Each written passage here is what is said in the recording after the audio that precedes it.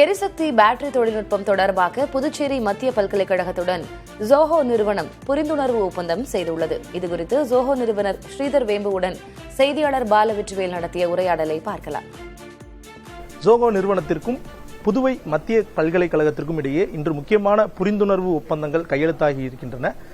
புரிந்துணர்வு ஒப்பந்தங்களில் கையெழுத்திட்ட பின் தற்போது ஜோஹோ நிறுவனர் ஸ்ரீதர் வேம்பு நம்மிடம் பேச இருக்கிறார். அவரிடம் கலந்துரையாடலாம். ஐயா வணக்கம்.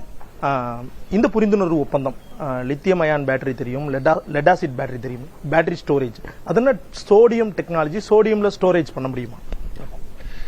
இது பேட்டரி டெக்னாலஜி இப்போ லித்தியம்ல இருந்து அதுக்கு ஆல்டர்னேட்டிவ் நிறைய பேர் ஆராய்ச்சி செஞ்சுட்டு இருக்காங்க. சோடியம் கெமிஸ்ட்ரி வந்து முக்கியம். ஏன்னா சோடியம் வந்து ரொம்ப சீப்பா எல்லா இடத்துலையும் இருக்க வேண்டியது. லித்தியம்ன்றது நம்ம வந்து கஷ்டப்பட்டு எடுக்க வேண்டியது. சோடியம் ஈஸியாக கிடைக்கும், அது ஒன்று. கடல்ல இருந்து எடுக்கலாம், எல்லா இடத்துலேருந்து எடுக்கலாம். ஆனால் அந்த டெக்னாலஜியை வேலை செய்ய வேண்டியது ரொம்ப நுணுக்கமான தொழில்நுட்பங்கள் உண்டு. அதில் அந்த தொழில்நுட்பங்கள் ஆராய்ச்சி செய்யறதுக்கு தான் புதுவை மத்திய பல்கலைக்கழகத்தோட இன்னைக்கு ஒரு அந்த புரிந்துணர்வு ஒப்பந்தம் செஞ்சிருக்கோம். புதிய தலைமுறைக்காக ஒளிப்பதிவாளர் ஸ்ரீதருடன் செய்தியாளர் பாலவெற்றிவேல், நவநீத கிருஷ்ணன்.